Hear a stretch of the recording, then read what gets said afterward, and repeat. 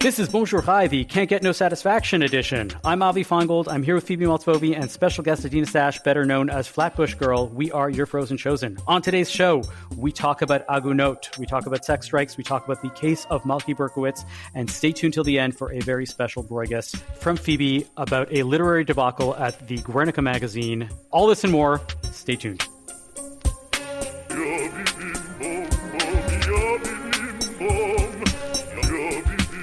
We are joined today with an amazing guest host. Joining us is Adina Sash. She's better known by her Instagram handle, Flatbush Girl. Phoebe, I know you're a Flatbush Girl also because you used to go visit your grandparents on East 15th, but the real Flatbush Girl is Adina Sash, let's be honest. She's known for online activism, often challenges these norms within the Orthodox community. The first one that I remember was From Women Have Faces. That became national prominence, called out the Orthodox media for going to absurd lengths to not show women's faces. Adina, welcome to Bonjour Chai. Thank you. Thank you for having me. Can you tell us a little bit more about yourself, how you decided to form this Instagram account, what you do with it, and who you are? Sure. So, my whole life, I grew up in the Orthodox system, and I've always just felt that there was something below the surface related to the gender roles of men and women that wasn't sitting well with me. I always wanted to sit next to both of my parents during prayer sessions. I always wanted to be next to my grandfather, and I couldn't. I had to already from when I was a little girl, especially I developed very young. I already was fully menstruating by the time I was 9 years old. And so I was already, sent to the back of the shul already from a very young age. Oh God. So wait, can we just step back for a second? I didn't know that the gender divisions would be based on whether you've had your period or not. So people would know if that this 9-year-old has had her period before? Well, no, it's more about if you are physically, everything about the divide is about protecting men from feeling any urges. So the role of the woman is to mute her sexuality and diminish herself so as not to evoke the libido of a man. That is essentially, in a deconstructed sense, what is happening when we talk about modesty rules. That's my. And what about the women seeing the men? Is there any understanding? No, I know where I'm interested. At the root of a lot of the issues, especially when it comes to an agunah, a woman who is not receiving her religious divorce from a man, is this concept of women's libido and women's sexuality is secondary to, or not even secondary. It's really like just a footnote on preventing inappropriate sexual relationships. It's a very sexually centric sect of Judaism. I think the more the divide is between the genders, the greater the sexual tension. The paradox is that the greater the amount of time that you have energy on increasing the ideas of modesty, you're sexualizing a community way beyond where it otherwise could be by just talking about it all the time or talking about avoiding it all the time. You're centering it as much as you're you think you're doing the opposite, but you're not. Precisely. So my only point in mentioning that maybe that I had already had my period by the time I was 9 is that, there was almost like this gaze up at my body, like, okay, you already have breasts. What are you doing in the men's section? Even if you're wearing a flower dress. So this gave you, this kind of led to an awakening about these issues. So that's what you're saying, that this was what got you started thinking about these issues. Yeah, I'm just saying that from already a young age. It's not like it was just something that casually went over my mind. Like anytime anything having to do with my gender came up, I was awakened. Something was not sitting right with me. And then as I got older, I wanted to sort of, speak out about some of these injustices, but I didn't really know how. I didn't really have my voice yet. I didn't really have it just wasn't the right timing. And then the right timing sort of happened in around 2017, right after I had my youngest son. My son is 8. So this is about 8 years ago, where I sort of just recognized that what was happening on social media and Instagram, so many Orthodox Jewish women were speaking about fashion, about wigs, about they're beautiful things and they're wonderful. I do those things too. I love going on, I love these things, but I felt like there was an opportunity for someone to come out and start calling out the sexual divide and the oppression against women. 2 questions actually about this. One is, you mentioned 2017. Was this to do with Me Too, the Me Too movement? Because that was when that started in the secular world. No, it's just possible that I can't say for sure, but it is possible that at the time there was so much chatter in the secular world. I don't see how it would have been otherwise, because that 2017 is just such a huge. But my other question for you is just people who have awakenings like what you described, where they realize that things are unfair in a traditionalist community that they grew up in, will often leave that community. What was it that led you to decide to stay put and sort of try to work for change from within? So everyone has a different bandwidth and response to encountering injustice. And it's possible that different people have different levels of trauma. So maybe it is not responsible or healthy for them, or maybe they don't have the capacity or resources to stay and combat those injustices. I have grown up in a very privileged way. My parents are my biggest cheerleaders. I'm married for 8 years. My husband is my best friend. I, have the financial liquidity to be able to take on risks. And I felt that my greatest contribution to the community that I care and love and am proud of being a part of was more about trying to make space for other girls like me who maybe felt trapped within, and they felt like they had to be forced to leave. As the Orthodox insular community was shedding its exterior layers from the people who were leaving, I very much wanted to come and give a voice and a paradigm and set a paradigm and make a precedent for women or anyone who's willing to say, I'm not going anywhere. And no, not on my watch. Not on my watch are you going to do this to my beloved close-knit community. So just wanted to zoom out before we talk about divorce in the ultra-Orthodox community to talk a little bit about what's marriage in the ultra-Orthodox community, because I don't know. And so basically our marriages, what age do they happen at for the man and the woman, or the girl, or as it were? And also, is it arranged marriage? Like how does it go, basically? Because so there's different flavors of what's considered normal or average based on, let's say, the zip code that you go to, right? Imagine there's in some areas it's normal where girls don't even go to a gap year in Israel and they just get married right out of senior year in high school. There are communities where women go maybe to 2 years of the gap year, they come back, they date while they're in school or they're in medical. But I can tell you how it worked for me. I know that I've known my husband since childhood, but only sort of in 12th grade when I was a senior did I realize that I was having my first full-blown crush. I had never touched, had any experience with a male.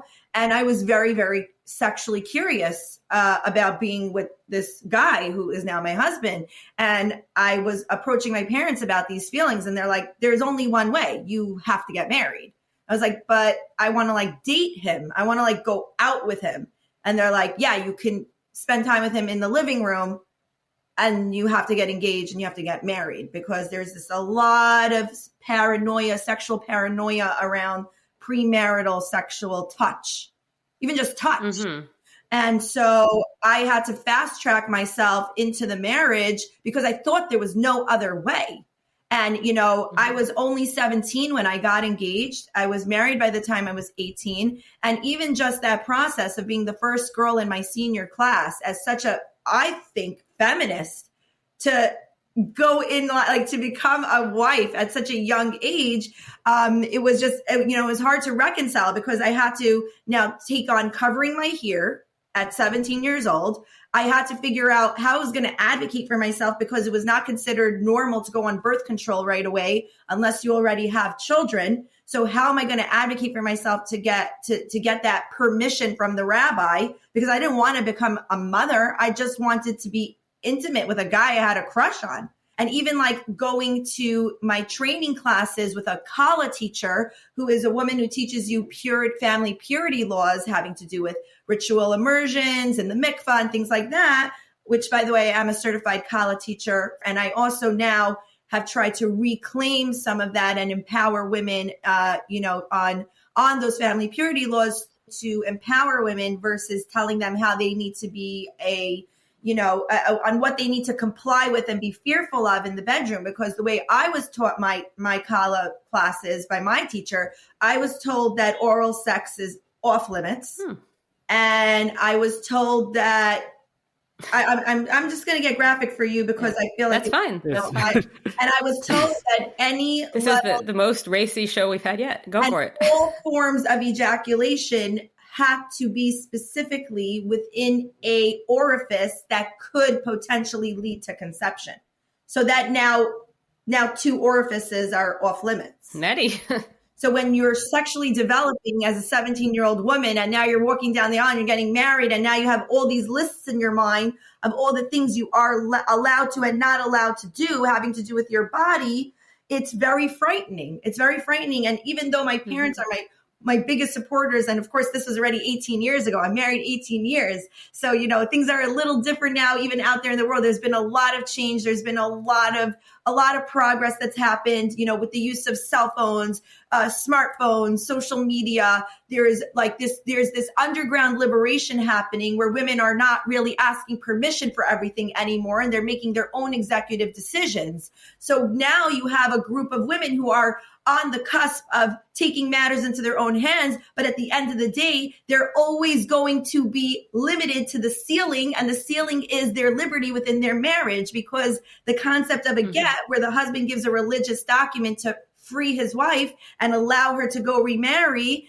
that at the end of the day is still regulated from A to Z by a rabbinical court system that in most cases is fair and just. But for the few who are corrupt and greedy and money hungry and chauvinistic and misogynistic, those ruin it. Those bad apples ruin it for everyone else. So who is Malky? We're going to step back and say who is Malky, and why is her case? Why are there airplanes flying with messages about her? Please explain. So Malky is, in my opinion, the classic woman who has fallen through the cracks, and her obedience and compliance and trust in a system has led her into desperation. So she got married in 2015 to a man named Malky Berkowitz, who she met for only 10 minutes. It's an arranged. And how old was she at the time? She was about 23 years old, and he was around 20. Okay. To be fair, that there is pressure nowadays, especially within the Hasidic community, to marry younger and younger because they're aware that people have libidos, especially boys, and they'd rather they get married earlier and channel their sexual energies in a technically appropriate manner than they, possibly run wild and free. And I know that there are accounts online that are specifically working to point out these cases where people are married as young as 15 and 16 because they're like, oh yeah, let's do this and let's get everybody married and let's make sure that everybody is following the right path. Malky got married 10 years ago. What has happened in the interim? So she was unhappy. I mean, of course, people will say that everyone in retrospect, says that they were never happy. But in truth, she was unhappy from when she was engaged. She didn't know that she had autonomy or agency to end an engagement. She didn't know that she even had really a choice on picking who she would marry, because in that 10 minutes, everything seemed fine enough. And the people she was relying on to do research for her and protect her and make sure that she was marrying into a good family and getting a good boy, she just blindly trusted them. She, in text messages and in letters that she's written, which I'm happy to share with you later on, she says that she felt as though she walked down the aisle blindfolded. And that is sort of a nod to what she wore, her veil. It's called a dektich. A dektich is a solid piece of satin that is, the Romance language used is that the bride's face is so holy that it is emanating the light of energy of God, and that you cannot gaze upon her face because she's so holy. But if you peel that back a little bit with more of a distrustful lens, it's also a way, it's sort of like a blindfold. And Malky herself refers to her dektich as a blindfold, that she was sort of sold into slavery or indentified into a system where her voice did not matter, her needs did not matter, and she was nauseous and sick the entire week of Sheva Brachos, which is the 7 days after the wedding ceremony, where the couple has nightly celebrations with the community and family, where she felt a big knot in her stomach and she felt frightened and alone, and she knew something was wrong and she didn't know how to sound the alarm. And then before you know it, she was pregnant and in the system. And divorce is not something that is taken, forget about lightly. You're considered an absolute failure in the Hasidic community if you're a Jewish woman who initiates divorce. Judaism is different from some other religions that like just don't allow divorce at all. But under which conditions can somebody ultra-Orthodox get divorced, and how does that generally go? So it's a little complicated, but I'll just try to summarize it. Divorce is something that we have a history of understanding it exists. Culturally, it's been something frowned upon, but in terms of our scripture and our legislation books, it's something where it's studied extensively, and there's a lot of sympathy and humanization for both parties. And it is often seen through the lens of mutual release, where each party is releasing the other. The husband has to give it and the woman has to receive it. However, so can you explain, what that means? Husband has to give it and wife has to receive. What does that mean? So it's almost like a chain of custody document on a woman's womb, so as to establish paternity in the event of any questions. So it's sort of like here, you're no longer mine to reproduce with. Okay. Women wait about 90 days to get remarried. So we're in the clear, right? Pregnancy tests didn't exist back then. Right, of course. Right? And then the woman accepts it.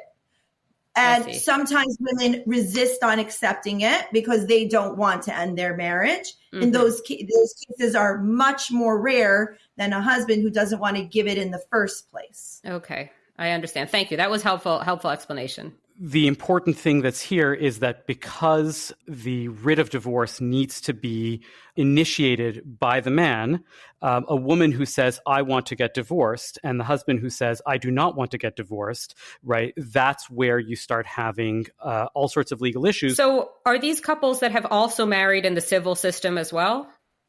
Yeah, sure. They're also... Well, you have to. I can tell you, most part, you legally cannot get religiously married without getting legally married. If I, as a rabbi, do a religious ceremony without a legal ceremony attached to it, I know, at least in the laws of Canada, I can lose my ability to do marriages beyond that. But it doesn't mean that it doesn't happen all the time anyways. Sure. Okay. That's the community. It's not true. And in my marriage, not. I got my civil marriage months after I got religiously married, and as did Malky. Malky was married for months before she went to a courthouse and got her marriage certificate.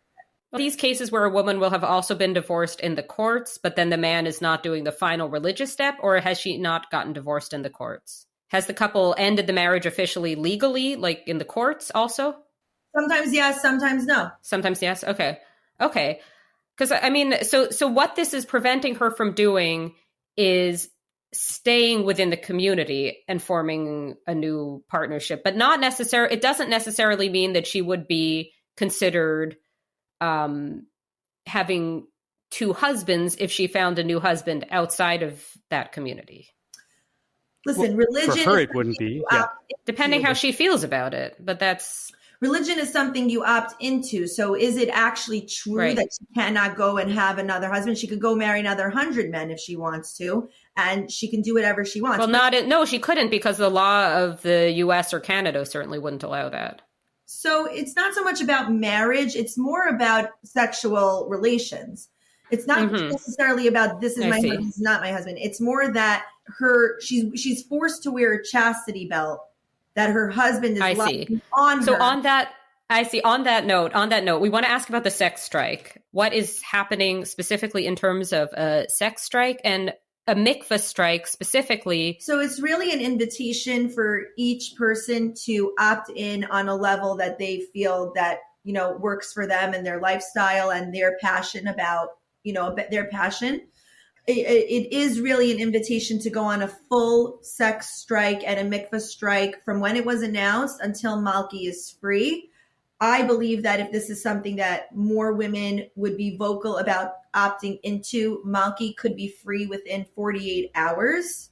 But if women or couples are not comfortable with this, then at the very least, it is a request to please join us for refraining from sexual activity on Shabbos, because it's our way of standing in solidarity with Malky and all women who are in chained marriages who are deprived of sexual relations while they are stuck in limbo waiting for their husband's permissions. I'm just wondering, how has this been received? Have there been people who have said that they're planning on doing this? Have you been receiving numerous people? Are there husbands that are complaining that they don't want to be part of this sex strike, but they have no choice because their wives are not going to the mikvah and they don't want to rape their wives, so their wives are saying no, and it's pissing them off and it is causing action?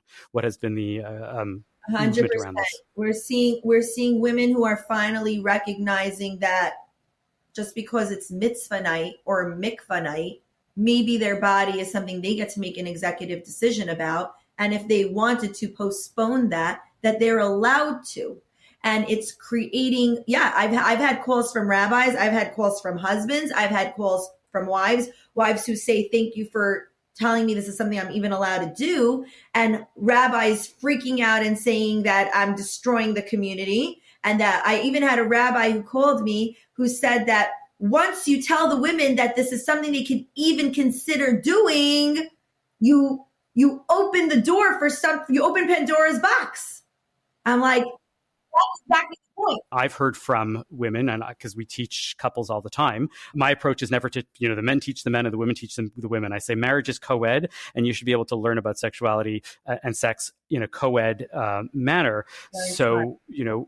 We've heard this from couples who have heard it from other people that, you get this sense that women are afraid sometimes to ask for sex because then they feel like it makes an obligation on their husband and they don't want to create obligations. And I'm like, just have a communication, talk to each other. And what you're saying is now this is a reset almost, the first time in a modern era and in a long while where people are becoming aware that sex isn't just a given. Yes, absolutely. So sex strikes have a big history. They were talked about a lot. I mean, there's the Lysistrata play where this happens. But there's also but with Me Too, there was a lot of talk of sex strikes or talks of sex strikes to do with I think abortion laws in the States as well. Like this comes up a lot and in modern times. But what I always wonder about this is, to me, it seems like a little bit, it assumes that sex is something men want and women don't. So explain to me why that's wrong.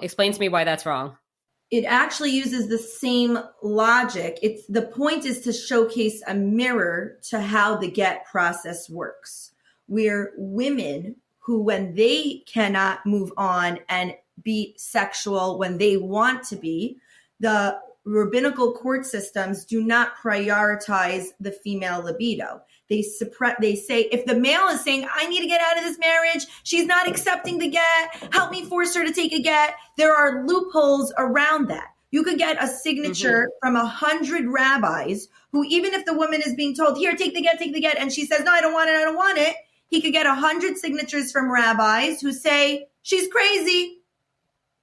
You don't need to give her a get. Just go, move on, and leave her, right?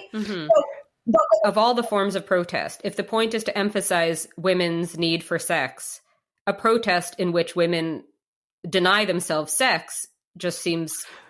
So, Phoebe, this is where I think you're wrong. It's not about the need for sex. But they aren't having sex, right? It's about agency. And if women don't have agency in marriage, they want to be able to show we can have agency when it comes to our bodies and our sex lives. If I may understand it correctly, Adina, that what she's saying instead is saying, I want sex just as much as you do, but I'm willing to forego it to raise this larger question of what's happening in a community. And also just show to amplify what the issue is from what's going on with the divorce process, meaning when the husband wants out and the husband wants to leave, that can be fast-tracked very quickly. It's not often that a husband is chained to a dead marriage. It's a very rare, unusual occurrence.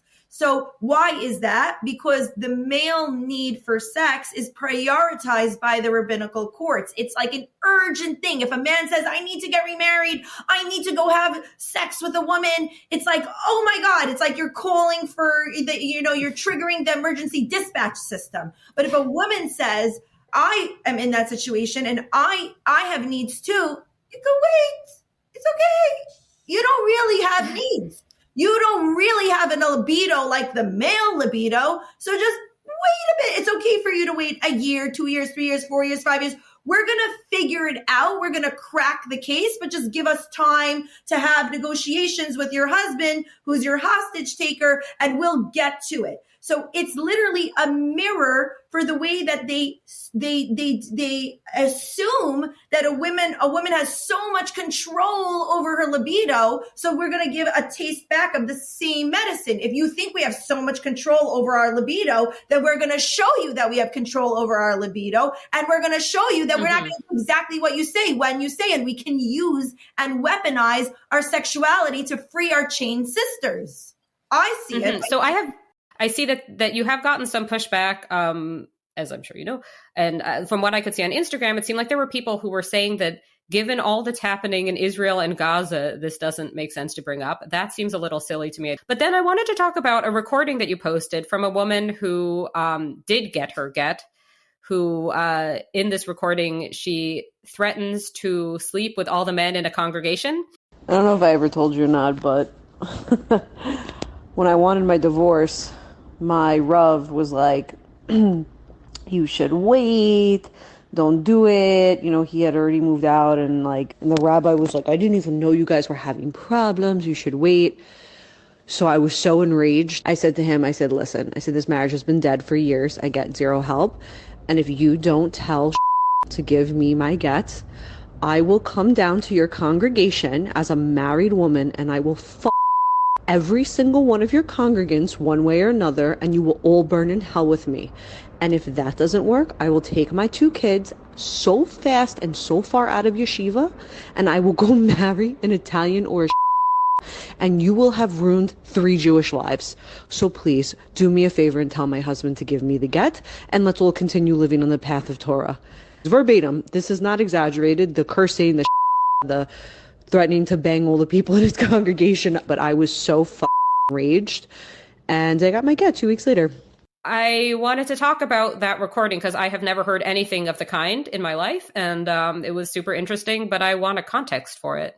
So what was going on there? There's a woman who wanted to get divorced. She felt that This is a woman who contacted you, yes, something like that? Okay. I know her, and she contacted me to share her story. Okay. She was in a marriage that she was unhappy in for years, and she finally felt the empowerment to leave and also a lot of women are stuck in cycles of abuse. So if a woman is finally clear-headed enough or empowered enough to say, I am not going to be part of this cycle of abuse, sometimes you have a small window from which she can free herself.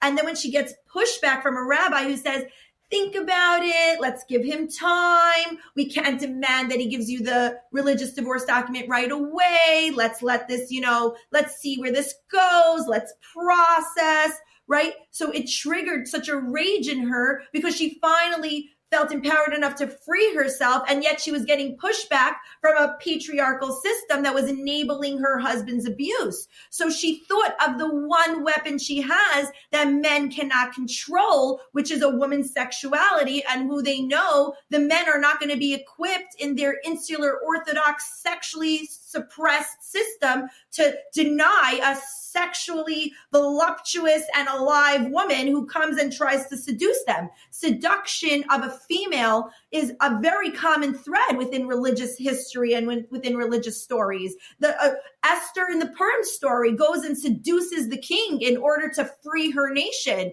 Yehuda seduces the army general and then beheads him at night once he's in a stupor from the wine and cheese. This is seduction of females is a weapon that women have been deprived of using, even though it's in our historical history, because of the modesty laws engineered through man-made constructs to oppress our one of our areas where we can checkmate men on their abuse of power. So this is a call to action for women to recognize that they are sexually stronger than they believe they are. And if that the men are going to weaponize aspects and abuse aspects that are in their control, then we are going to do the same. It is a form of sexual terror.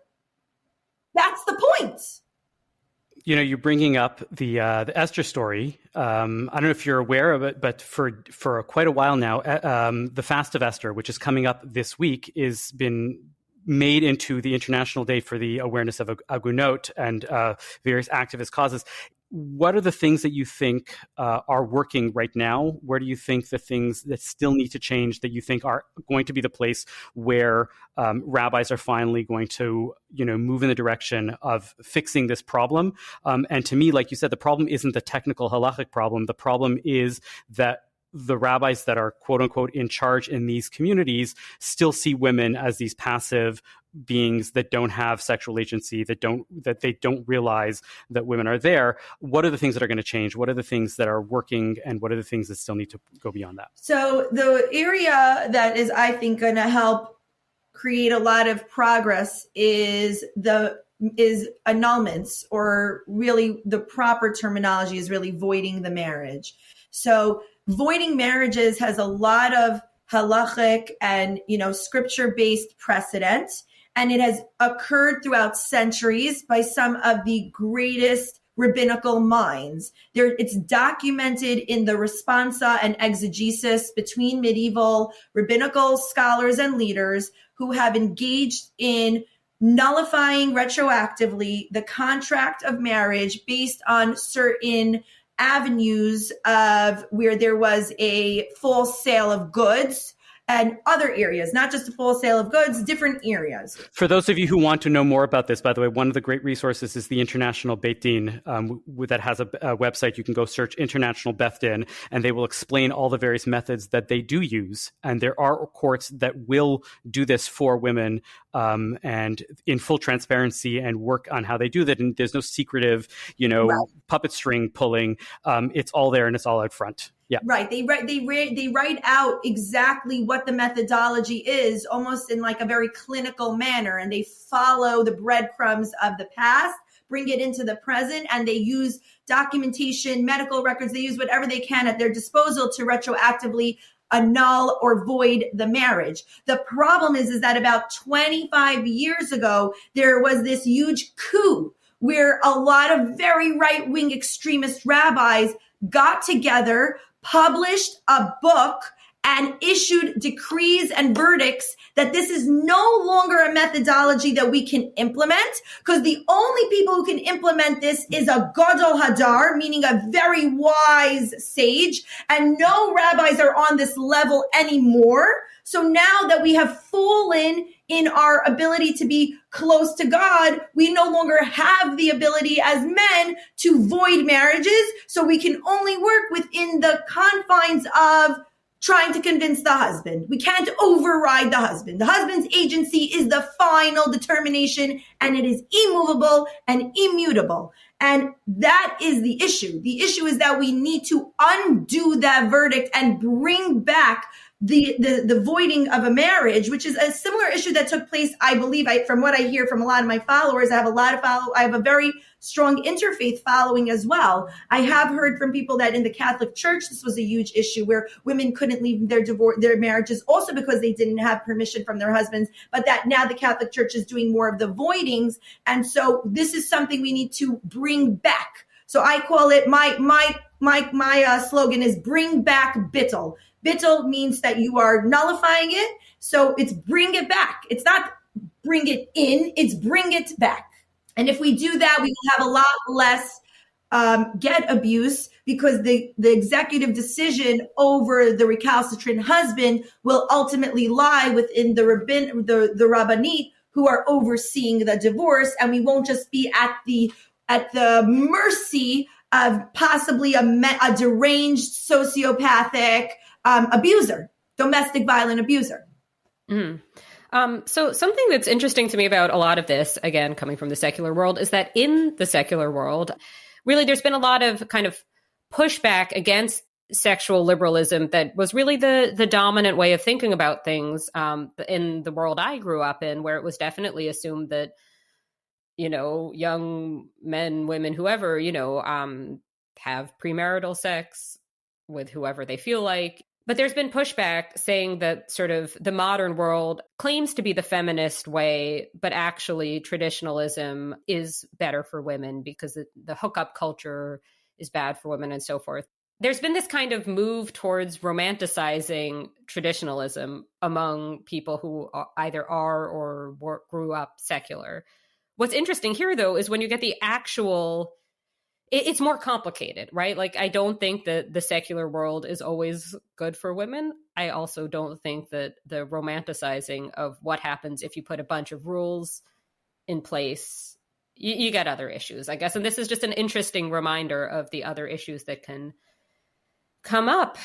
It's all about choice, right? It's all about choice. If a woman wants to live within a domesticated frame of work and she wants to submit to her husband, or she wants to be more docile or demure, or cater to her husband's needs, right? That's wonderful for her to make that choice if she's opting into it with agency. But when it is done within a systematic style, there's no one's opting into it. There is no other choice. You can't decide you could if you leave the religious community. People say all the time, oh, why can't Malky just leave? Why doesn't Malky just leave? Okay, so a woman who shaves her head every single month, because that's what her religion dictates her to do, wears a turban, right?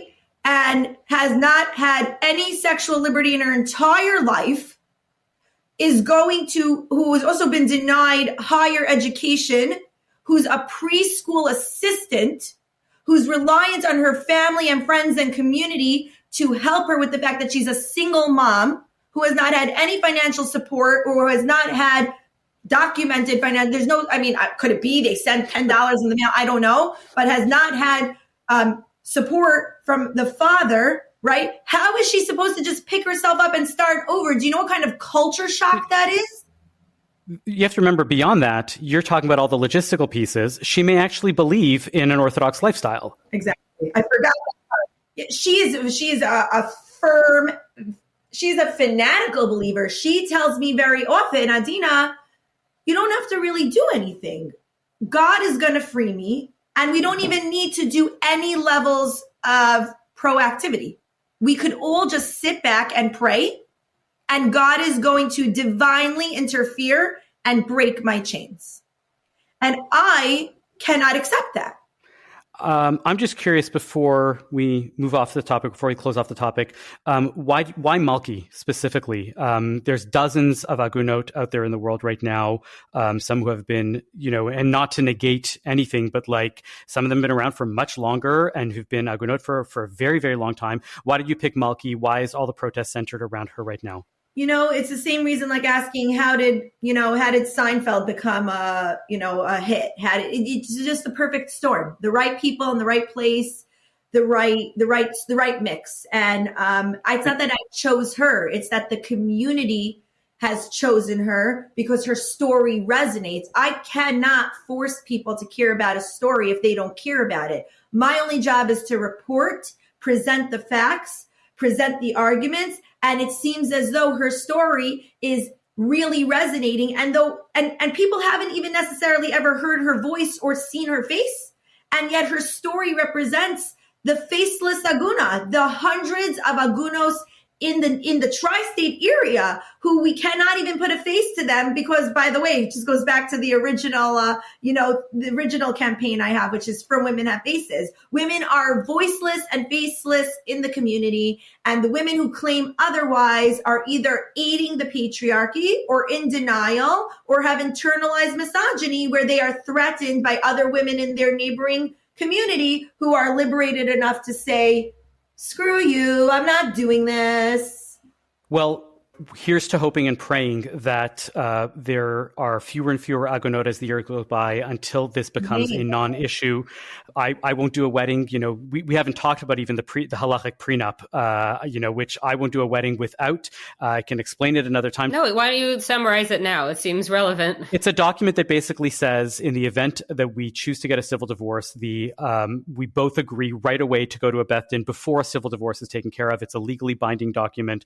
It has different regulations in Canada versus the US. I always call it the anti-schmuck document, because if you see that your husband or your husband-to-be is kind of thinking twice about signing it, you sort of know that there's an issue there. And as I say, I want everybody to sign them, because then it becomes normalized, and then we don't have to worry about it from that issue. That's a great practical way of getting rid of it, but there are many men that don't, and there are many communities that still refuse to do it. And so that's why, for example, in the more modern Orthodox community, where the halachic prenup has become standard, where I can't think of any rabbis in my personal circles who won't do a wedding without one, the amount of recalcitrant husbands, the amount of agunot has dropped precipitously to become almost non-existent. This really only exists in the ultra-Orthodox community, where they reject this idea that we need a document to help this happen.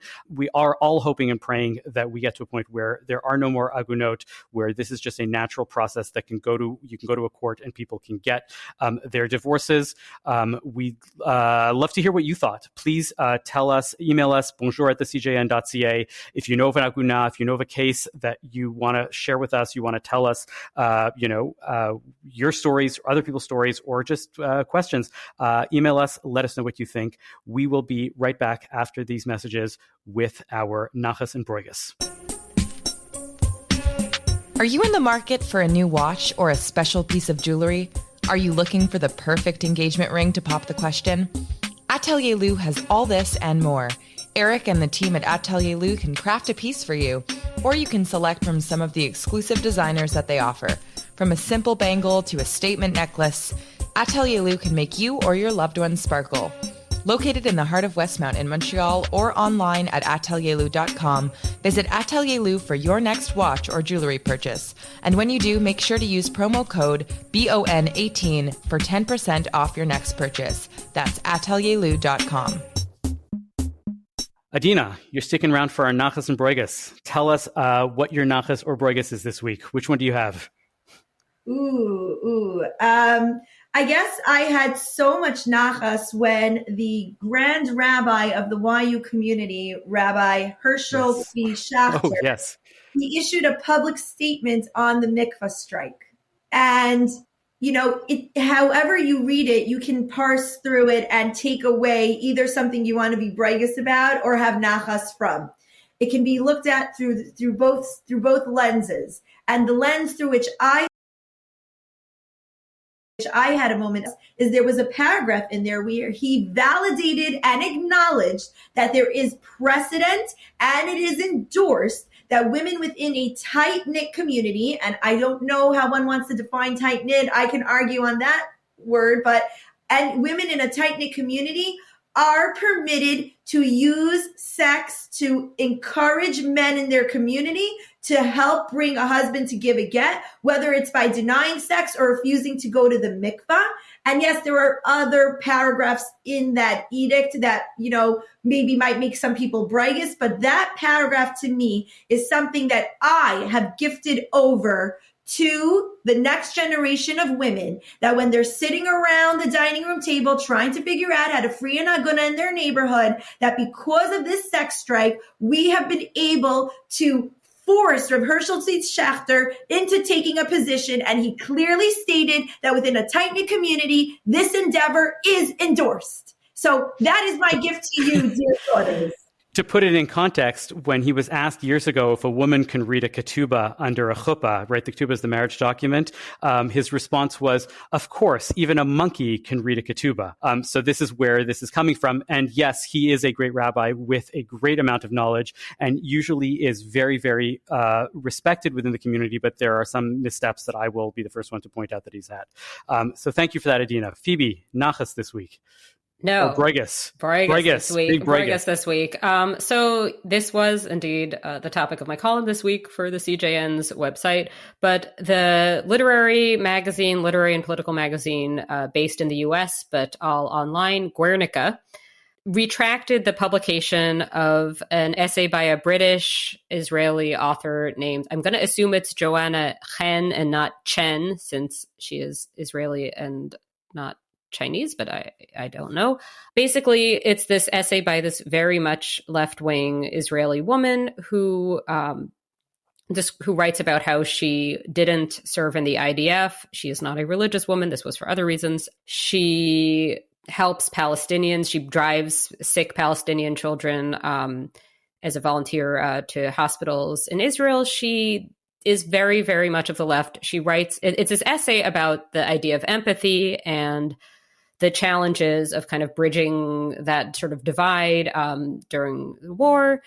And that was not left enough for the folks at Guernica magazine. This was considered by many there to be basically Zionist propaganda. A bunch of the people who work for Guernica, and I say work for in kind of scare quotes because it is an all-volunteer organization, so people who quit their job at Guernica are not quitting their job. But in any case, a bunch of people left. The magazine says it will be offering a fulsome apology. That's the word they used for this.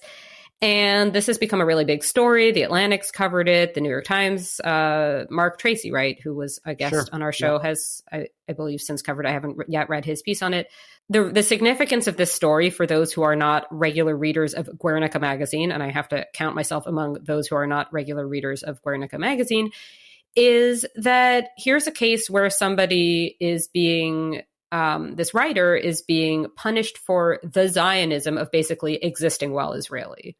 Like, she couldn't be more impeccably of the left. She's certainly far to my own left, but that's neither here nor there. I'm not trying to write for Guernica magazine. But really, like, I'm trying to think, what was it that they were retracting? Oh, on what basis? Because basically there are lines that could be kind of misinterpreted to mean that she supports the war, which it doesn't even seem that she, like, you would have to really twist it. So it seems interesting. And I think that this, for a lot of people, seems to have kind of crossed a line where it seems like, no, this is not, this particular case is not about helping Palestinians. This is about basically saying, if you're Jewish and Israeli and you want to write an essay, no, not okay.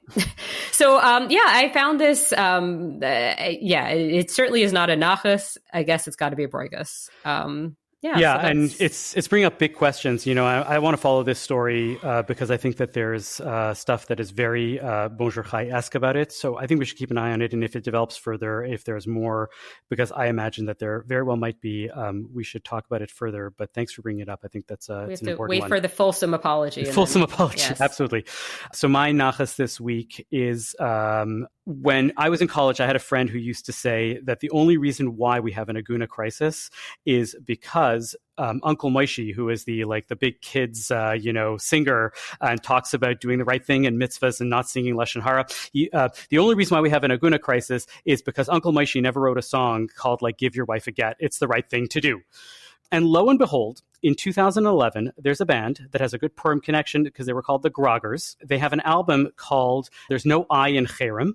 And they're like a pop punk sounding, like typical 2010s. And they have a song called Get. And, the refrain is, you got to get, give her a get because she don't love you no more. Not only is there a song about giving her a get, there's also a song about mitzvah night and the power of having sex Friday night.